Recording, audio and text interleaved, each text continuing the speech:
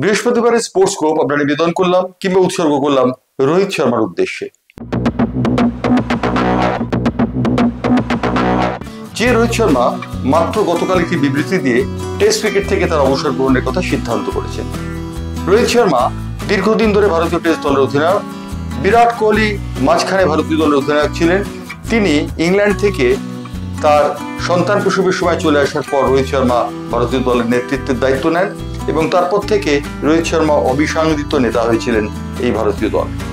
রোহিত শর্মা মাত্র বুধবার দিন ঘোষণা করেছেন তিনি আর টেস্ট দলের অধিনায়ক থাকবেন না, অর্থাৎ টেস্ট তিনি আর খেলবেন না। টেস্ট থেকে তিনি অবসর নিয়েছেন।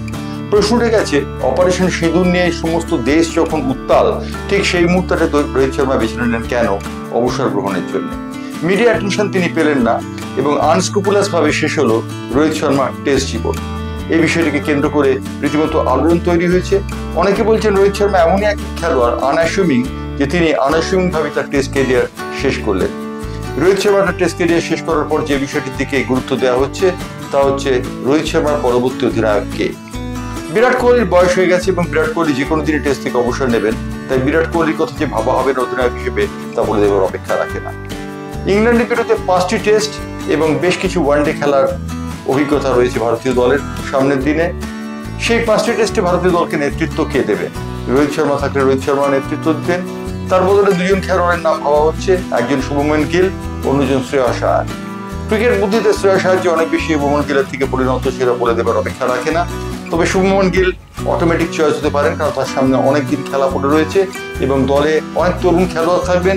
তাদের সঙ্গে তার সম্পর্কের কথা ভিত্তি করে শুভমন গিলকে 5টি টেস্টের জন্য হয়তো অধিনায়ক করা হতে পারে এবং শুভমন গিল অধিনায়ক হলে সহ অধিনায়কের দায়িত্ব যে শ্রেয়াস আয়ার পাবেন, অথবা শ্রেয়াস আয়ার অধিনায়ক হলে শুভমন গিল যে সহ অধিনায়কের দায়িত্ব পাবেন তা বলে দেওয়ার অপেক্ষা রাখে না। ভারতীয় ক্রিকেট কন্ট্রোল বোর্ড একটি ঘোষণা করেছে। ভারতীয় ক্রিকেট কন্ট্রোল বোর্ড জানিয়েছে যে 2027 সালের ওডিআই বিশ্বকাপে নেতৃত্ব দেবেন রোহিত শর্মা, অর্থাৎ ভারতীয় দলের ওডিআই দলকে নেতৃত্ব দেবেন রোহিত শর্মা। এই কথা বলেছে ভারতীয় ক্রিকেট কন্ট্রোল বোর্ড। বিসিসিআই তাদের একটি বার্তায় ধন্যবাদ জানিয়েছে রোহিত শর্মাকে তার অকৃপণ সাহায্যের জন্য ভারতীয় টেস্ট দলকে গঠনের জন্য, এবং তার এই বিদায়কে তারা রীতিমতো মহিমান্বিত করেছে এই বলে যে ওডিআইতে তিনি ক্যাপ্টেন থাকবেন। রোহিত শর্মা ইতিমধ্যে টি-20 দল থেকে অবসর নিয়েছে, টেস্ট দল থেকে অবসর নিলেন। সুতরাং রোহিত শর্মার সামনে রয়েছে শুধুমাত্র ওডিআইতে তিনি মনোনিবেশ করবেন। 2027 সালে রোহিত শর্মার বয়স হবে 40 বছর বয়সে তিনি ভারতীয় দলকে নেতৃত্ব দিতে পারবেন কিনা তাই নিয়ে কিঞ্চিত সন্দেহের অবকাশ রয়েছে। রোহিত শর্মার বয়সের কারণ এবং স্থূলতা একটি বড় কারণ হয়ে দাঁড়িয়েছে। বিরাট কোহলির মতো ফিজিক্যালি ফিট তিনি নন। সুতরাং 2027 সালে যে ওডিআই বিশ্বকাপ হবে, সেই ওডিআই বিশ্বকাপে ভারতীয় দলকে কে নেতৃত্ব দেবেন তাই নিয়েও কিঞ্চিত ধোঁয়াশা থেকে গেল। ভারতীয় ক্রিকেট কন্ট্রোল বোর্ড অবশ্য পরিষ্কারভাবে জানিয়ে দিয়েছেন যে রোহিত শর্মাই ভারতীয় দলের অধিনায়ক থাকবেন, অর্থাৎ ওডিআইতে ভারতীয় দলের নেতৃত্বে দেখা যাবে রোহিত শর্মাকে, যদিও টেস্ট ক্রিকেট থেকে তিনি বিদায় নিচ্ছেন।